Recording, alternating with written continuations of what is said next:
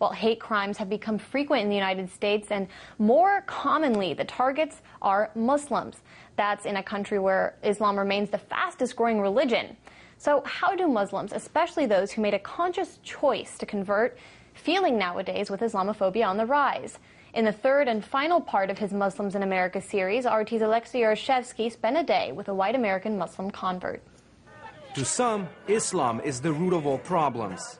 Not all Muslims are terrorists, but all terrorists are Muslim. To many others who have a clue or read and understood the Quran, it's exactly the opposite. It is a peaceful religion, but these other people have a whole political agenda, and I don't understand it. It's horrifying. Something that has been such a very positive in my life is now being portrayed as a training ground for mindless maniacs, really, who don't care who they murder.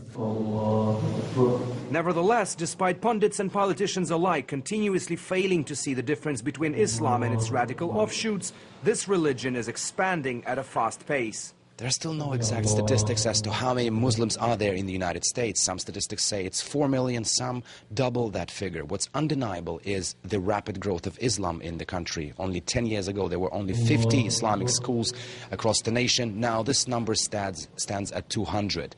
The same applies to Islamic centers. This number has tripled over the last 2 decades.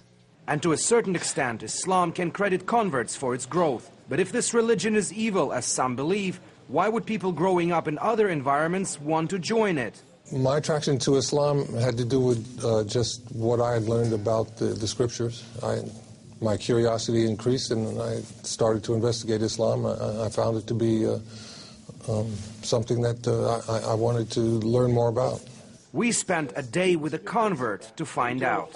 I pray here, I pray everywhere in the house. Robert Mago is what you would call a genuine white American. In fact, his family's presence in the United States dates back 4 centuries. So you have this piece of art, basically centerpiece of your apartment, right? Well, Islam is the centerpiece of my life. Nevertheless, 9 years ago, Robert made a life-changing decision. I was raised Christian, and I always liked the idea of monotheism. When I learned about Islam and how it has a monotheistic focus very similar to Judaism, but it has a place for Jesus as a respected prophet, it clicked. One of the more pleasant parts of being a Muslim to Robert is going to mosque prayers. It's here, he says, that the true nature of Islam is being revealed. They say in America the most segregated hour is Sunday.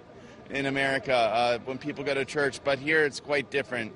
There are peoples from every corner of the world meeting each other, praying with each other, living their lives, marrying into each other's families. So it's massively different to what you experienced in the childhood going to a Catholic church. It definitely is a cultural shift.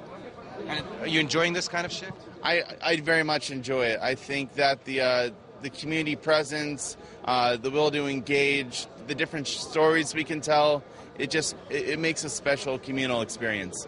Robert's affinity towards Islam transformed into his professional life. This is the national office, just several blocks from Capitol Hill. He now works for the Council on American Islamic Relations, or CAIR, providing legal help to Muslims in peril. Needless to say, with the rise of Islamophobia in the United States, Robert and his colleagues have been busy. Anti-Muslim rhetoric on the campaign trail is mainstreaming Islamophobia.